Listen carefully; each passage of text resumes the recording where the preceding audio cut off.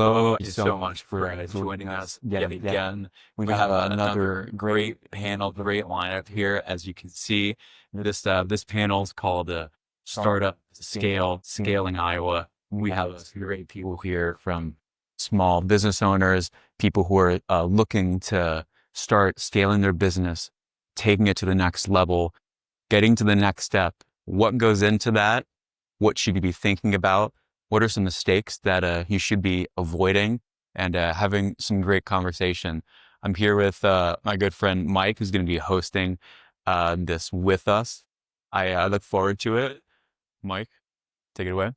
Well, let's have a great time. Hey, thank you, Anthony. I'm honored to be a part of this thing. I've had the last 30 minutes to get to know a couple of our panelists here, and I can tell you guys are in for a treat. So hang out with us. You're going to learn some stuff, because I've already learned a bunch of stuff.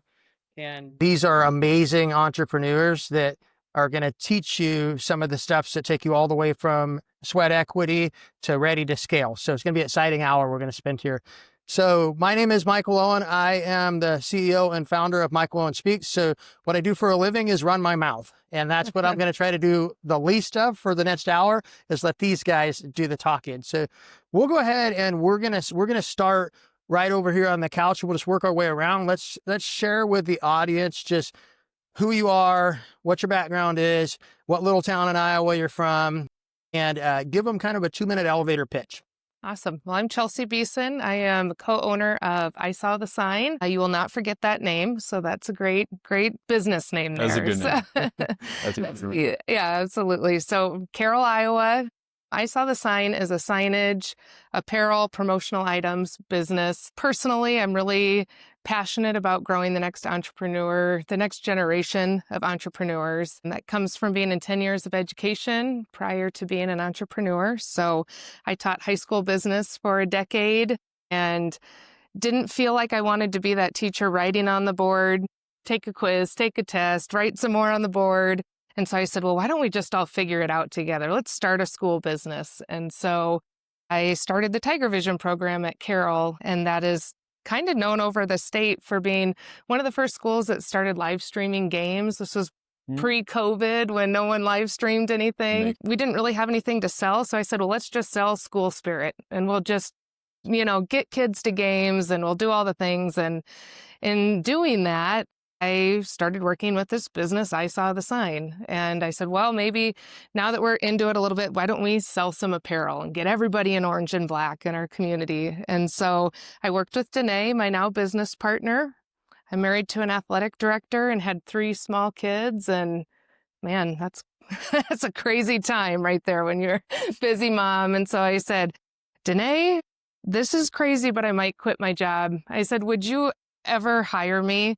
And she said, no, but if you want to be 50-50 partners, let's do it. Awesome. So I said, oh, funny. Okay, have a great day, and hung up. And then I'm like, oh my gosh, texted her, I'm serious. Are you serious? She said, serious.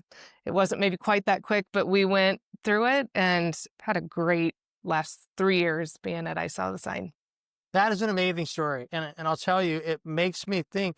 My transition from, I went to college, thought I was going to be an architect, Right. was falling asleep in the classroom, and I was taking a business class, and I had an instructor that lit a fire. So thank you for all the people that you have shepherded into entrepreneurship. And I know you're going to shepherd another group in today. So I'm super excited about that. Awesome. Thank you for getting us started with the conversation. Anthony, how about you? Well, as many of you may or may not know, my name is Anthony Iovine. I'm one of the partners at Entrepreneurs of Iowa. I got my start, actually. I was going to college, just, small community college, Hawkeye, for marketing. And I actually dropped out a few months in. I was like, I can't do this. It was during COVID, online classes. Like, this is horrible. And then it was actually, my now business partner, Elijah, who came to me, and he said, hey, you want to come in on this crazy business idea? And I thought about it for about 5 seconds. I'm telling you. Absolutely. Yeah. Right. I mean, It's all it takes. 5 seconds. I feel like it's never, Gotta jump, it's right? always something crazy. It's always something different. And I say this all the time. I say that was the best decision I've ever made my entire life. And got started. Michael, you'll connect with me on this full service marketing. It's a doozy, isn't it? Yeah. Yeah. It's it was going great. And we actually closed the agency to focus on this, focus on entrepreneurs of Iowa, focus really on being not just individuals, me as part of the team, facilitators, but creating an environment in Iowa where people feel like they have someone that they can trust to go to when they have questions, when things don't go right, when push comes to shove. Who do you talk to? Not a lot of people have a confidant, someone who's going to tell them how it really is. And if you haven't figured it out yet, Iowa is not exactly the easiest place to do business in. No. People don't like hearing this, but depending on the sources you look at, we actually rank excruciatingly low in a multitude of factors: overall economy, access to startup capital, VC availability, new business. We're 50th in the nation in almost every single category. Wow. And that's not a small thing. So to be an entrepreneur in Iowa, it's hard. Rural Iowa, forget about it. It's hard. It's very difficult. But I don't think we should shy away from it. And that's what we're here for. That's what we're looking to do, is to help people, really, at our core. Yeah, I think I've heard from both of you so far that a lot of risk taking, those inflection moments. You both dropped the COVID bomb in there, and that'll either run us up or down the search engines. But I also heard from both of you a little bit of commoditizing trust. So we'll get into that as we go later. But I think that is true. I think I've been a part of a lot of masterminds and meetings, and there can be a pretentiousness that takes place where people will share what they're doing up to an 80% because they're going to keep that last 20% at the competitive advantage. So if you can build a group that's in a circle like this and even beyond, where people are like, nah, like there's 15 of us and it's 15 unique board of directors and we all sit on each other's board of director at the seat and we're helping each other out. And you build that type of thing, you can take Iowa from 50th to first. We can flip the engine, because I think people here are trusting at the core. Absolutely. My first year here, I am a recovering Californian. My first year, I'm sorry. yes, all apologies accepted. And I drive a Camaro that is parked out there, and I drove it into a ditch 3 times my first year here. And everybody said, no, don't worry. It was 3 years ago. They said, so it's the worst winter in years. And I'll tell you, we've had snow and ice every year since I've been here. And I still am not super nuts about the drive. So the 4-hour drive to get here today in the snow and I in the Camaro, it's weird. I've done it a few times, so now I feel okay. I know that if I get in a ditch, somebody in Iowa's going to pull me out. Absolutely. It's happened to me before. I'm not even kidding. You'd be surprised how many random people I've never met have bailed me out. You don't see that in a lot of other places. You don't. No. And what if that exists for businesses and we're just not tapping into it? Like that same level of trust. Let's bounce over here to you, Joe. Tell us your story. So, yep, I'm Joe. I am the owner of, it was All About Cheesesteaks. And I guess we're revealing to the world today that we are going to franchise this business. We changed the name to Joe's Steaks. And it's exciting. It is uncharted territory. And I'm a little scared, honestly. What scares you most? Selling my dream to someone that might not be their dream. I think that's real. And I think that that's super fair. I think that the amount of sweat equity that you put into it, cooking over that 140-degree stove, and running supplies all over the state to keep the food trucks going. Yep. Somebody else with a paycheck that just wants to monetize it, that can be very hard to watch. Exactly. It's like, okay, so before I even cooked my first sandwich, I made 10,000 of them in my mind. That's where it came from. And to date, I've made over 60,000 of these sandwiches. And I did it good. And I made one sandwich and sold it to the world. It's here in Iowa, yeah. That's awesome, man. I tell you, my favorite part about going to the East Coast is the food. And cheesesteaks are Tell me about it. Right at the top of that. Spent time in the Northeast and had the cheesesteak, did the whole thing. But I was scared to death of the tacos there. Because I wasn't sure, being from California, if they could replicate a California taco there. Maybe a fish taco. Yeah. Because you're so close to the water. 100%. So I love that you're going to teach Californians and everybody else how to make the cheesesteak right. And I think that might be the The trade-off. iconic sandwich. Yes, that might Yep. be the trade-off, right? So we may not have to go to the big chain with I'm going to call it a cool name because myself and the next panelist share the name, but we won't have to go to the big chain to get the cheesesteak. We might be able to get something a Right. little more authentic. Yep. Love that. Love that. Welcome to the panel. Michael, tell us a little bit about yourself. So Michael is with us virtually. I'm assuming all of you guys see him and it looks like he's sitting here right on our lap, right?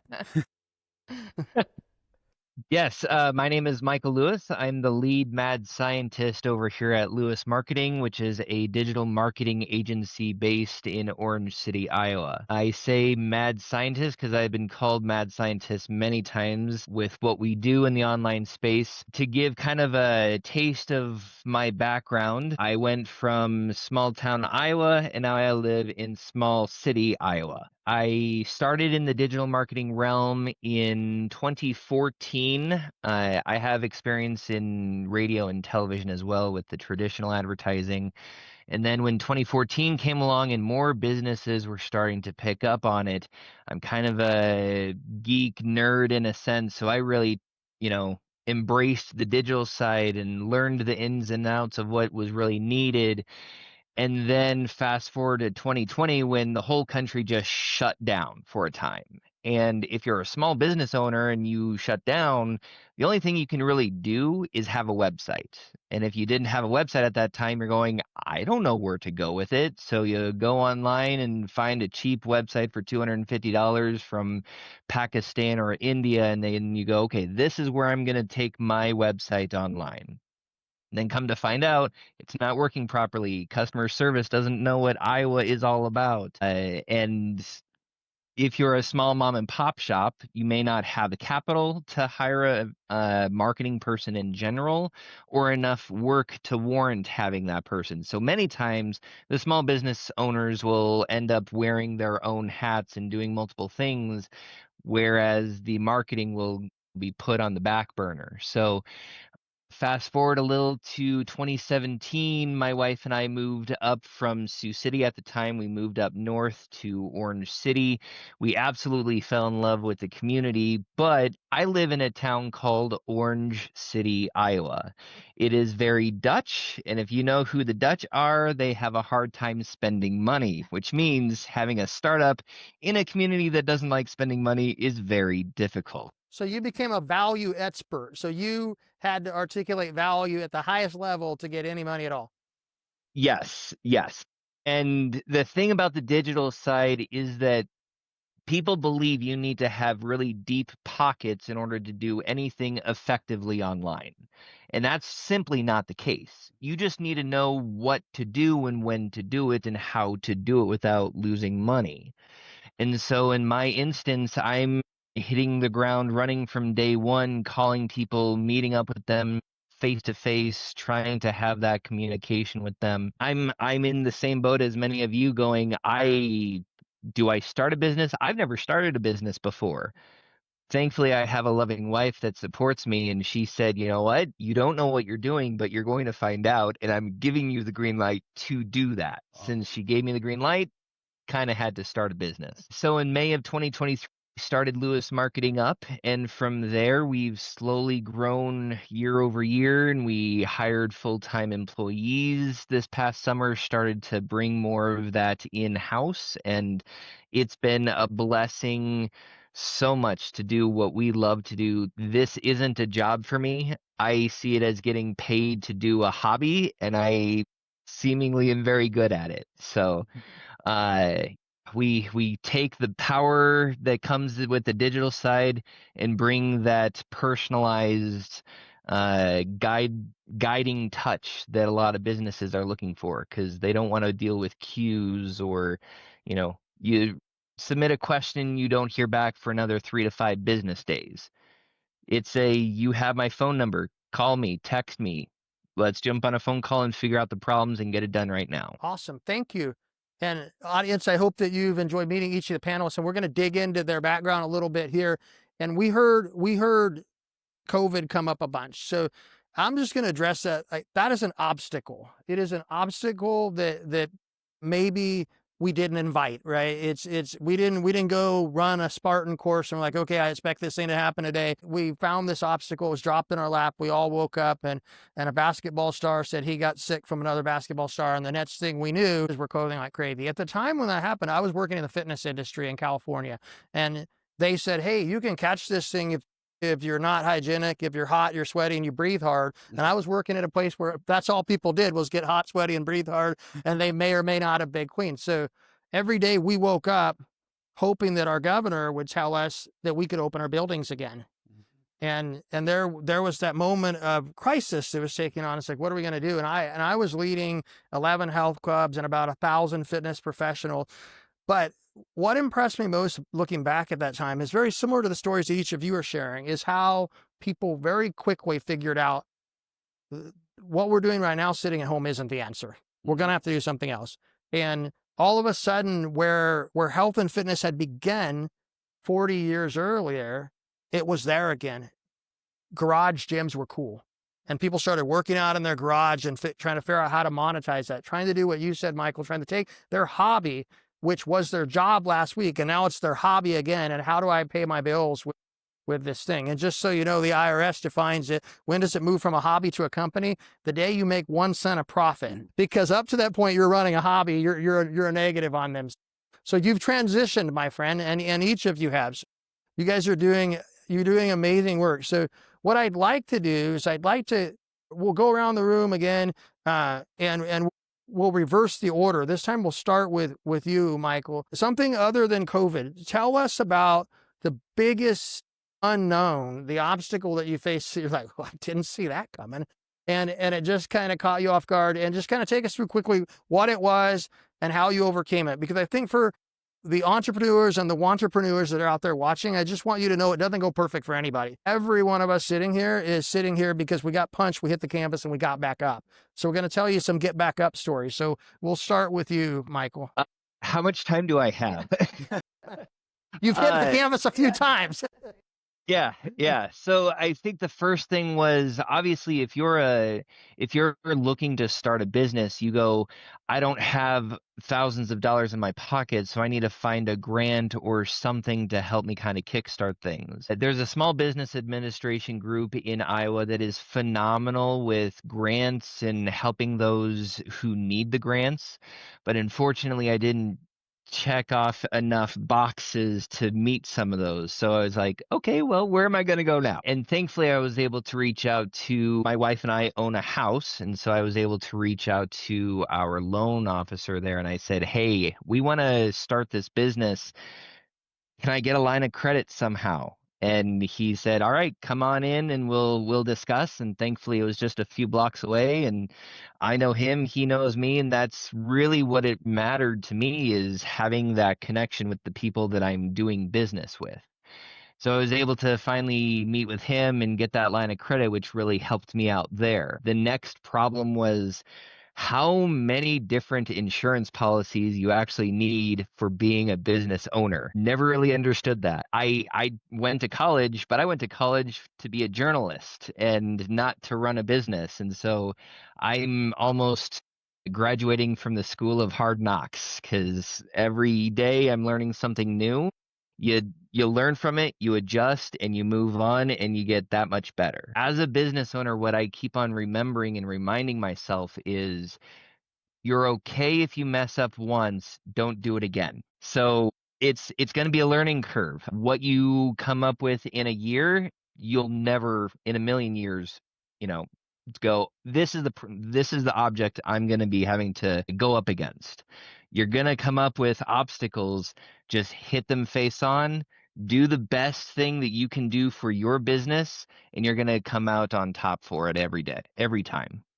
I love that. And I think the willingness to bet on yourself on something that was, to quote you, a hobby, and to bet on yourself so much that you're like, I'm going to bet on myself with my home.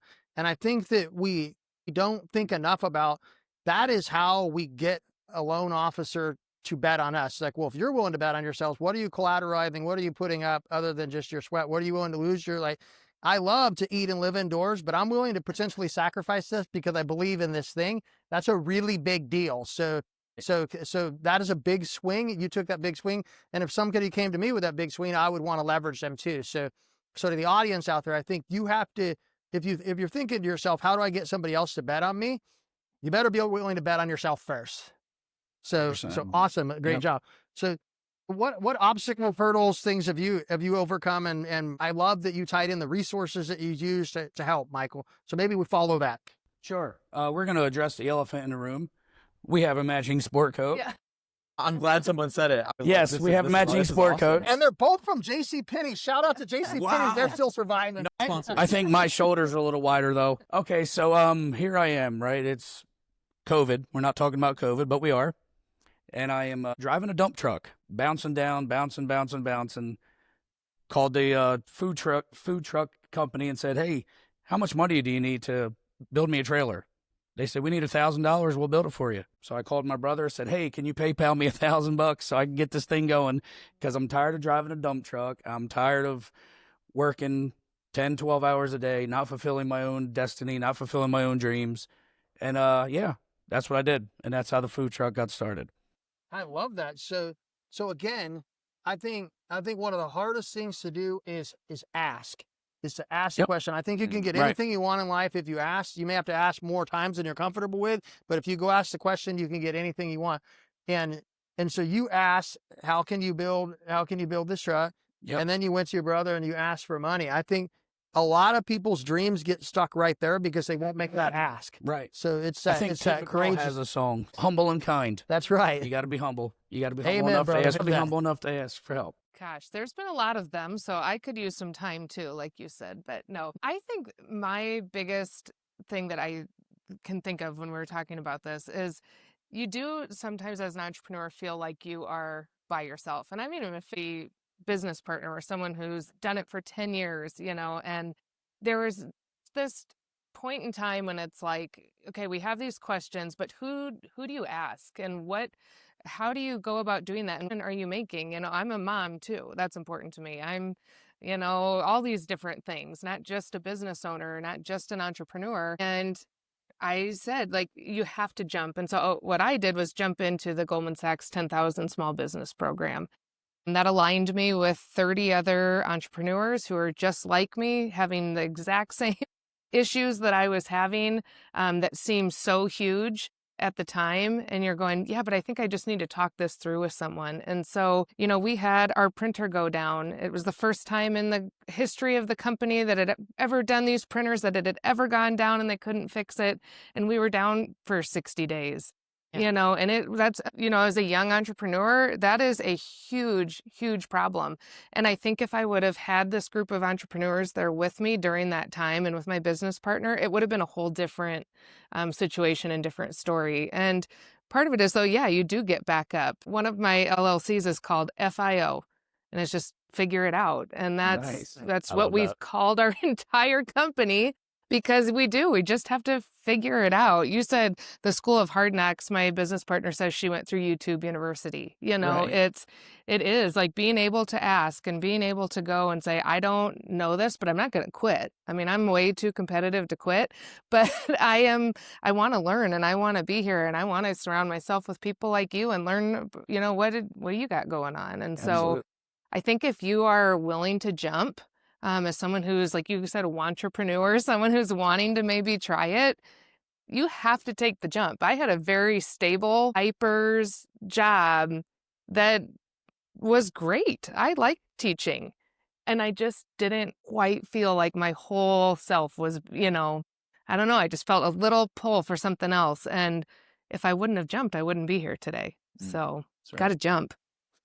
The And jump we're all of glad you it. did. We're all glad Mhm. you did. So to give us an idea at scale, if you just had to take a guess, how many different marketing pieces of collateral or items have you guys printed there ever? Oh my gosh. I don't even know that number. Just to sidetrack, on the same note, the Perry school shooting happened about 2 years ago. Tragic event. Absolutely tragic. We had someone reach out and say, would you make a shirt that says Perry Strong on it? My son's wrestling there next week. I would like to wear something. We said, oh, post it online. If anyone else wants these, any Carroll community school wrestlers want one of these. Well, they started selling and selling and selling. And I said, well, what if we could sell into every county in Iowa? Wow. And it happened. And then I said, well, what if we could sell into every state in the United States? And someone in every state purchased one. And we were able to give $27,000 to the victims of the Perry Wow. school Oh, amazing. shooting. And so absolute tragedy, you know, the worst thing, but we printed a lot of shirts. And I was actually out in DC for a Goldman Sachs thing, and one of the representatives, Zach Nunn, was there, and he said, and I was telling this story, and he said, well, I have that shirt. And I said, that's so cool. That's awesome. That's so cool. So we've printed thousands and thousands and thousands of shirts, but just for that alone, we got to give a lot of money back to their so you families. didn't know that dinner table conversation, Mhm. that inflection moment when you're, I think I can go 50-50 and you do it. Mhm. You didn't know what your impact would be. Oh, at that no. moment. So I think as entrepreneurs, as you design your life, we think first about how I survive doing this, Yeah. and can I pay the bills? Can I continue to feed my family? Can I do those Mhm. things? It's really that greater impact that's going to drive you through the night, and it's those little moments, experiencing those really key moments Mhm. where you're like, man, I just saw somebody from Hawaii in my t-shirt. Yeah, yeah, that exactly. I made in a little town, Iowa, Mhm. and there's somebody in an island 5,000 miles away that is wearing my shirt, and that's our impact. And Mhm. that is so. While COVID may have been the great interrupter, Mhm. it was also the great introducer. It Yeah. actually put us in a position where we're able Yep. to do that stuff. And Mhm. so, Anthony, we're gonna bounce back to you a little bit. So you get to work with these folks every day. So give us a key learning in the journey of kind of commoditizing trust, getting these people that, so where she's at now, where's she? I have 30 of my closest brothers and Mhm. sisters that are my board of directors, Yep. versus when you first meet somebody and you have to introduce them to the idea. So walk us through that journey, because onboarding the first one or two couldn't have been easy. It was interesting, just to say the least. Definitely.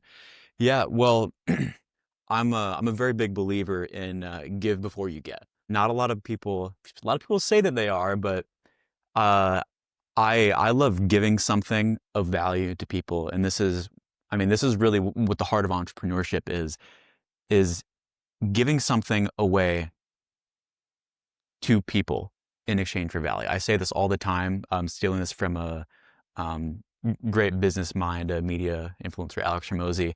He says there's only 3 things you need to start a business. It is a product or service to sell, a bank account for the money to go into, and a way for them to pay. Everything else, yes, it matters. Systems, processes, employees, website marketing, absolutely it matters.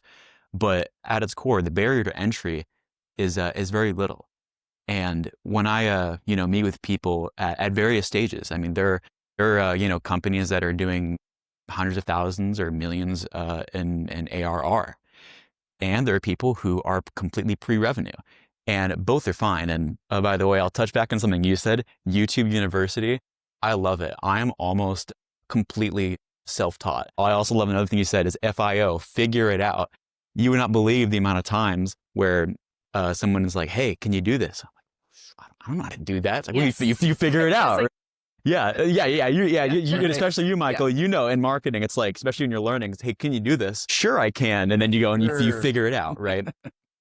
And coming back to your point, is the hardest part for most people is, again, what you said is having I don't want to say higher calling, but there's always a nexus point. The young people call it a canon event. Mhm. There's always something that happens in your life that pushes you to want something more, to want to create something, to do the hard thing, to find the dragon to slay, so to speak. And for me, going back to like a hardship is not talking about COVID, but during the same time, I promise it has nothing to do with it, but during that same time, I was in my first startup. It was a Web3 cryptocurrency / NFT startup. And I'll spare you the details, but our core focus was we have a group of investors who will buy our NFT, and we would then use that to fund the development of a game and ecosystem utilize a cryptocurrency. This was when, you might have seen the apes, all that kind of stuff was really popular, and things were actually going pretty well. We had a community of over 2,000 committed investors. We had a lot of attraction compared to where most people were at this time. And right when we were about to launch, you know, we're obviously very well versed in the crypto market at that time. We saw the direction it was heading, and it was not good. And we had two choices. We could either launch this thing that we believed as like a gut feeling had a low chance of success, or we reposition, we figure it out, we do something else. And I believe to this day, especially seeing where the market was at that time, things would not have gone good if we would have put all of our eggs in that basket. And instead, we, you know, put more time and effort into the full service marketing agency that, you know, was already quite successful by that time. And that's just, again, a small example of, if you have an opportunity, there are a lot of paths you can take in terms of, like what you were saying, is you having skin in the game. You know, whether it's securing credit, pre-seed, angel investors. People need to see that you're committed. And you know what? It's not always going to work out. I think of myself as very lucky and blessed in the way that I believe I didn't dodge a bullet, but a tactical nuke, right? That's how bad it was, just to say the least. You know, kind of finishing up here is you need to take risks at some level. It is completely unavoidable. I don't care what you're doing. I don't care what your business is. Whether you have, maybe you're a Nepo baby, your parents are loaded, you have a lot of capital to work with, you have connections, you're going to have to put up something, and it's going to be either your time or your money, regardless. Love that. So to transition the conversation a little bit, I want to talk about this idea that is just really hot on the internet, this idea of scale. And it's become almost a buzzword. So first, I'll give you kind of my definition of it. So I've seen both sides of it. I've seen the entrepreneur side where I'm the son of a contractor that specifically did color coat contracting, and he built his business through knocking doors. And we would knock doors on the give before you get approach. Say, hey, we're in the neighborhood. We've got cement trucks. Maybe our guys are loud. If they make any noise, please let us know. Here's our business card. And that was a really soft introduction to, hey, we like what you're doing over there. And then maybe we get a deal, right? So I grew up as that kid, as learn how to sell, put the collared shirt on, knock the door, take the collared shirt off, go haul the cement. I grew up as that kid and watch my dad scale and grow from just having a bucket that was in the back of a station wagon to having multiple trucks and multiple teams out there providing livelihoods for multiple people, to working for some of the biggest companies in the world, where at Payless Shoes heyday, 13,000 locations, and you talk about scale, you walk into any one of those 13,000 locations, the exact same shoe will be to the right of the window. And if you go all the way to the back room and you open the first file cabinet drawer, the exact same report will be in that drawer in every single place. There's a big gap when people hear the word scale. Yeah. Where are we at? Are we scaling from bucket to first truck? Are we scaling from hobby to business? Or are we scaling from, okay, now we got all this real estate and we'd like to make it easier for people to operate. Let's do things the same. And so in your journey, where you're about to franchise, like you're in one space, you guys went at a different space with scale, where you're like, hey, we have this idea. Wouldn't it be cool if we could put Etsy's on the map and scale our reach? And because we have this very rough thing that happened, but it's also this opportunity for a unifying moment. And that is, when you set out to do something new, you're going to uncover a whole nother set of obstacles. That stuff that we just been talking about. Yeah. There's going to be a whole nother, you're going to pull back that mattress on that bed, and underneath it, there's a whole bunch of other kids' toys that were shoved there that you're like, dang it, I thought we just cleaned up the mess. So really, that's what scaling is. You're about to make another mess. Yep. So we've talked a little bit about risk, but let's talk about intentionally making a mess and scaling. So we're going to go ahead and start this one with you, Joe, because I know you have walked into the bedroom and thrown the mattresses in the air, and you're about to make a big mess. So Absolutely. Tell us about that. Man, where do I even begin? So we're going to franchise the business, and we're gonna I don't know, man. So lead me a little better than you did. Lead me a little better. Yeah. So he just gave me my public F on my report card. You guys can all vote online. Mike didn't ask a very good question. FFF. Yeah. So I think if I was to call you up and I was to be like, brother, I want to start one of your trucks, where do I start? That's a really good question because we don't even know where we're starting yet. Okay. Yep, we're literally in the planning stages. Gotcha. We have some investors. We have a food truck designer, and we're gonna probably do 3 different versions of the truck. You know, big, small, and bigger. So part of the prerequisite is because I'm so passionate about this sandwich, and it's weird. It's a sandwich, right? But it's your sandwich. But it's my sandwich. So when you do when our first And so franchisee, you told me earlier, how much meat is on this thing? a pound. A pound of meat. A pound And of ribeye steak. Pound Yes. of ribeye steak on Yes. one sandwich. That's pretty cool. Right. So you want cheese whiz or not? Yeah. I've Oh. never even considered that. Yeah. So in Philly they say whiz. I'm sorry. Man. Whiz without or whiz with? Yeah. So whiz without is whiz no onions. Whiz with is with onions and Oh, cheese whiz. gosh. So anyway, to get back to your question, yeah, we're just we're in the early planning stages. We're hopefully got some people lined up to buy this thing. Okay. Mhm. That's like always I good. said, we do have a food truck designer. We've got investors. I've got my buddy Elijah who is handling all the website stuff, and I'm sure Anthony's doing a lot that I don't even know about yet. It's always something. Always some Right. Whatever Elijah doesn't want to do, don't tell him. Right. So I guess I don't really know, man. No, I think It's so. Let's a say risk. let's stay there. Let's stay there It's for really a second, scary. Joe. It really is. I'm not usually scared to get in things, but this is really like I'm trying to sell my dream, my passion to someone else. And I hope that they can fulfill that and do it as best as I could. And that's going to be the hard part. So when you brought some humans on. yes, So let's unpack that. So I hear you referencing you're calling out multiple names, right? You're calling out Elijah, you're calling out Anthony, you've talked about your brother. So I think because your business is very emotional, I think a lot of people, they know what they want to sell. They think they know how they're going to sell it. We're going to sell cheesesteak. We're going to sell it over at construction sites. We're going to sell it to blue collar worker. But what they don't know is who's going to be on their team. right.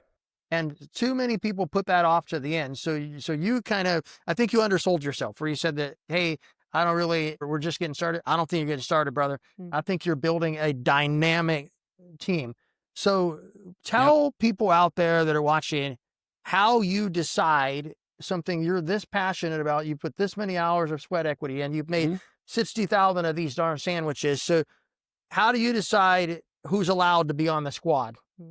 That's a really good question. We are going to have pre-screening, I guess you'd call it. I don't know, but we're going to, even to be considered to buy the franchise, they're going to have to come out to where we are in Iowa and spend 3 days with me in the truck, cooking, learning how to make the sandwich. And if they're not qualified to make the sandwich and they don't have the passion I do, then we'll pass on the money because it's not about the money. It's about taking what's in here and giving it to the world. So day in the life, if they've got to do a day in the life with you, they can't just give you the spiel and wire you the money. Right.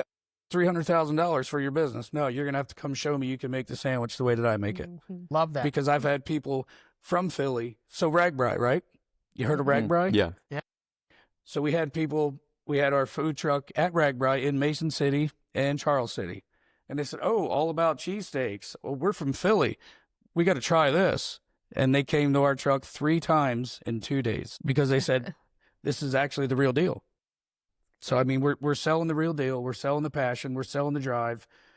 We just got to get people to get on board and get a sport coat like us. Do you teach them to be mean though? Because sometimes they're meaner on the East Coast. So is that part of the training modules? Is that going to be in there? I mean, come on, forget about it. It's got to be there. Yeah. So anyway, you stand in line, right? And you're staring at the menu for 10 minutes, and then all of a sudden you don't know what you want. Yeah. Next, move on down the line. Yeah, next, come on.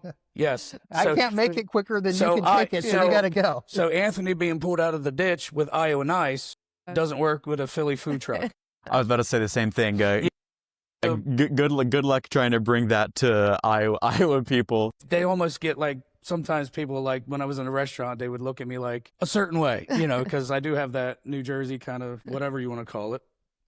Flair? I don't know. I don't even know. It's the jacket. It's the jacket.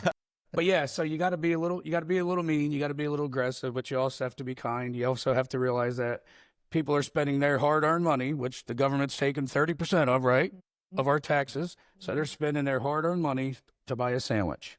They're spending their hard-earned money to buy a T-shirt, and you got to respect that. And you don't want to rush through it and give them not a good product. Doesn't matter how long of a line you have. If you have 40 people in line and your wait time is 45 minutes, that sandwich is still going to get cooked exactly the same way that it would from scratch. We're not going to rush through it. We're not going to use old meat. We're not going to do anything like that. So it's just, yeah. So you put all this into it. So you're not going to bring somebody on board that you think is a corner cutter. They need to be somebody who's going to do it and do it right. Michael, for you, if tomorrow, if you're like, you know what? I think there should be one of these in every state. And I think that's the hardest thing that we do, right? That you heard Joe's passion and letting go and allowing it. And I had an opportunity years ago. I ran a small print publication, worked really hard, got it going on the same idea that my father had of how do I support small local businesses. So we put 40 unique small businesses into a single page, 11 by 17 small newspaper, no competitors in there.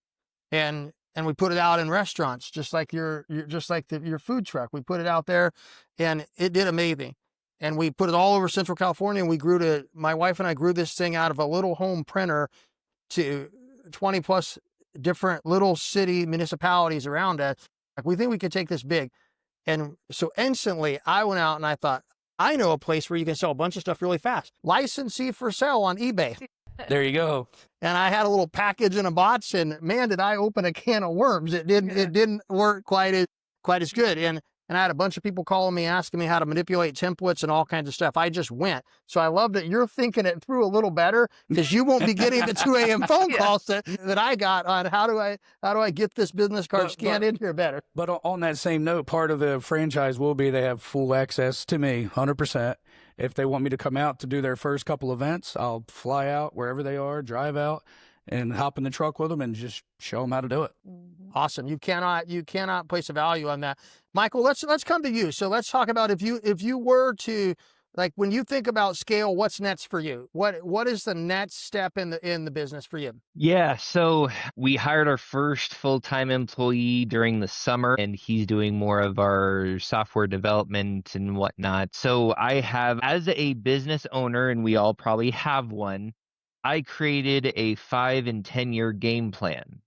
This is what I want to take Lewis Marketing to in the next 5 years, and what does it look like in 10 years? Some of us even have, in 3 decades, what is it going to look like? End goal. So what we're wanting to do in the next 6 months is we're actually looking at hiring another account executive so that I can help bring more projects in. Anthony had mentioned this before, is that one of the most important assets you have as a small business owner is time. There's only so many hours in the day that I can go out there and help. And there's a lot of people who need help in the digital space, more so than what I can even handle. So you have to find the right people to do the job that you're wanting them to do. And you don't, like, I'm very much of an OCD person where I want you to do 100% of what I can do. Sometimes that's not going to be the actual case. If the person you're wanting to especially work with you, if they can do 70% of it and you can train them on how you want them to do something to get to that 100%, that's almost better than finding that exact person, So finding the right people to fill those spaces that you have in your operation, whether it be nonprofit, for business, whatever the case may be, I think that's going to be a really good starting point for anyone listening. I absolutely love that. We will only go as far as our team will take us, right? So that is amazing. So sticking with teams, you're in a 50-50 partnership. So when you guys think, dream, talk about what's next in a partnership, walk us through how that works. And I wish Danae could be here today, because it's really an interesting dynamic being in a 50-50 partnership. But then the great thing is you have someone there to, there's days when I'm like, let's do this. And she's like, no. And then she's like, well, we could do this. I'm like, no. And so, or we can go, you know what, let's do that, but do it better. And, you know, and I think just listening to both of you talk too, you know, I think I Saw the Sign has already scaled. You know, we just built a building that was 4 times as big as our original building, you know, and getting your square feet bigger, getting your team bigger. We have a just fantastic team that, you know, does, you know, so much for what we are. But I think part of it is, and I hear it in the way that you talk too, but your business is not sellable if you're the only one that can do it. And Right. so I think a lot of how Danae and I, my business partner and I, are scaling our business is getting processes in place so that we aren't the only two that know how to do this. And Exactly. I think we have an awesome team, and we're growing by how we, you know, reach people and how we help people in the hardest part in their lives and how we help schools and young entrepreneurs. And we also want to grow monetarily. That is a goal, and that's the goal of being in business. But I think as a small business owner and not just a startup with a, you know, VC and all, it is about your name and your trust and your heart and your family and what is this to the people in our community that need it the most. And so, weird way of answering your question, I guess, but No, it's perfect. I just think scaling means different things to different people, and where you're Yeah. at in your business. And to us, I think it means all of the above, but really scaling it in a way that stays true to who we are. Awesome. So, I'm going to skip Anthony, but I'm going to come right back to you on this one. Oh man, no, that's fine. He is our gracious host. So I'm gonna take the liberty, because you guys are doing such a great job, and I want to get some more of their voice in there. This concept of hit by the bus manual. And for those that maybe haven't heard it, the idea behind it is like when you make a mistake, like these guys have been amazing and vulnerable and shared a lot of their mistakes and their hardships that they've had in the last 45 minutes or so. I think best practice advice is when you make a mistake, write down the mistake, write down the steps you took to overcome it. So then you don't have to get hit and knocked to the canvas, that same thing like you talked about earlier, Michael. But also in doing that, what we don't realize is it's through those mistakes that you're building that hit by the bus manual. That's that operations manual. That's the stuff that you've been talking about, brother, that's in your brain. That's what becomes sellable. Because really what people are paying for is, I want to start a business with as little hardship as possible. And we all know that's impossible, but that is what the concept in small business of turnkey becomes. It really turnkey is, here's all the mistakes that it took me 10 years to make. Exactly. I'm going to give you the manual. So you're not buying a business idea for $300,000. You're buying 10 years of your life. Yep. That's what you're buying. This manual is 10 years of your life. So I'm going to come back to you. You talked about, I love that you're putting processes in place. How will those processes be passed down? Are you capturing in a manual? Like what are the things that you're doing? Yeah, absolutely. Well, we're doing a lot of different types of things. So training is really hard when you're an owner operator, and everything's really hard when you're an owner operator. Getting capital is hard, because if I have to go to the bank, my operation's down. If I'm having to train you, my operation isn't really going. If I'm here talking to you today. So that's how much she cares about you guys. Yeah, exactly. So I think part of it is capturing it in a way that's easily understandable by whoever might come on your team. And that might not be today. That might be, in 6 months, a year, 5 years, doing it in a way that is, like you kind of said, it's your dream. It might not be there. So how am I getting them to buy into how important it is for this to be, like our customer service to be so good? Or how is, the quality? I don't want to send you a shirt that isn't right, or a sign, or so how am I doing it where I'm getting your buy-in? So we use a lot of technology. We hired Iris is her name, and she is AI receptionist for us that helps us automate and do some things so that I can take time to get our processes in place. So, we use Loom videos and we use Google. I mean, we use simple things and we use things that are more innovative to help us get our processes in place so that someday it is pass downable, no matter who that's to, if that's selling, however that exit's going to be at some point. Awesome. Anthony, I'm going to come back to you, and I'm going to give you a couple lightning round questions really quick. Oh, okay. Here we go. I'm going to set up the group here, and then we're going to do some lightning round with them, because we're in our last 5 minutes, guys. I can't believe how well this conversation has moved. You guys have done amazing. Audience out there, we can't hear you applaud. So the only way we'll know is if you like, share, subscribe, invite others to do the same in the next 5 minutes. That is going to be our applause for us. Like, share, subscribe, capture this thing, send it a text message to everybody that you know right now and say like, share, subscribe. That's how we'll know that I only got an F that one time when I asked a bad question. Otherwise, we did okay. Okay. So You're fine. So Anthony, ready? So you guys are in this business because your dream is to help other people realize their dream. Tell me one quick 5-second, what's been the biggest moment for you that you're like, you went home and you're like, today I won. Okay, give me one of those. Oh my goodness. That's a great question. He didn't say when he got me to come do this. Dang it. Yeah, no, I was thinking about it, and I'm saving that one for another time. Yeah. No, there's been a lot of wins, a lot of victories. One of the things that really stuck out to me personally, just quick context. We've been wanting to do Entrepreneurs of Iowa for a while, and our official launch was April 10th of this year. And in our little town of Osage of 3,500 people, we hosted our launch event that got I think almost 60 people there in a small town of Osage. Mm-hmm. Some people driving all across Iowa. I mean, even here right now. I mean, people are willing to make the drive because they see what we're doing and they want to be a part of it. There's so many. Actually, I'll give another one. There's another few other instances of people. It was actually one of our other panelists, Brent. I messaged him, and no shade on him, but he kind of wasn't that interested at first. And then I was like, okay, whatever, I'll get back to him later. And then he messaged me 6 or 7 minutes later, and he says, "Hey Anthony, I just looked through your website.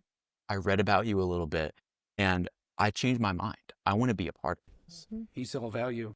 He saw the value. He wasn't interested at first, but then he looked at us, saw what we were doing, saw our vision and where we're planning to go. We want to help 200,000 entrepreneurs across the state of Iowa build better businesses, help build out their network. And that was one of the best moments I've had. And that was just a few days ago. I mean, I could give other examples, but I think I'll kind of leave it at that. Is there have been several other people who've had a similar experience. They hear about us once, whatever, and they see it again and again and again. Then they start asking questions. Oh, well, I have a business, or I want to start a business. And then the dots start connecting. They say, oh, this is important. Networking with people, meeting others, having a confidant, someone you can talk to, someone who can help you go from point A to point B, B to C, C to D. Once people realize that, they're in. They know where we're going. They see things like this, our events, webinars, things on social media. They see our amazing members who, it's been such a blessing having all of our members who've been supporting us so far. They see that and they want a piece of it because they know that we can help them. That's the most valuable thing we can give to them. I think, woo! So I believe Not lightning round, but good. yeah. job. So I believe big time in this idea that we are best positioned to help the person that we used to be, and each of us transition from somebody that we used to be to now. So if there's somebody else out there that's working hard, that's making a difference, maybe they're in a government role, maybe they're teaching, maybe they're doing something different, and they're considering jumping. Yeah. What's the one word you'd give them? Jump. Do it. You got this. Do it. Jump. No Yeah. regrets. No regrets. No regrets. You went in None. legs in the air, cannonball style. Said, I let do the a good water fall in. cannonball. That. Michael, what's your one piece of advice? If somebody's sitting at home, they're scared, they're not sure what to do, what would you tell them? Believe in yourself. Love that. If you don't believe in yourself, no one else is. That's it. We got act. We Yep. got believe. What do you got, brother? I got a Bible verse. Okay. It says, if you faint in the day of adversity, your strength is weak. I love There's that. a lot of adversity with entrepreneurship and running your own businesses. So if you faint in that day, your strength is weak.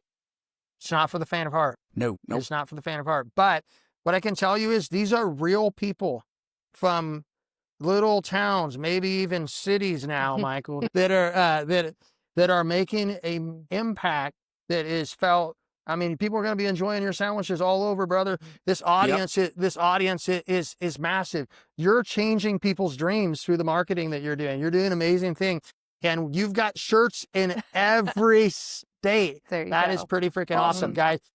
love, share, like, invite, subscribe. That's how we'll know that you enjoyed this. These guys put on an amazing event. Thank you guys for having me. Thank you so much. Thank you. Thank you, Mike, for hosting. Joe, Chelsea, thank you guys so much.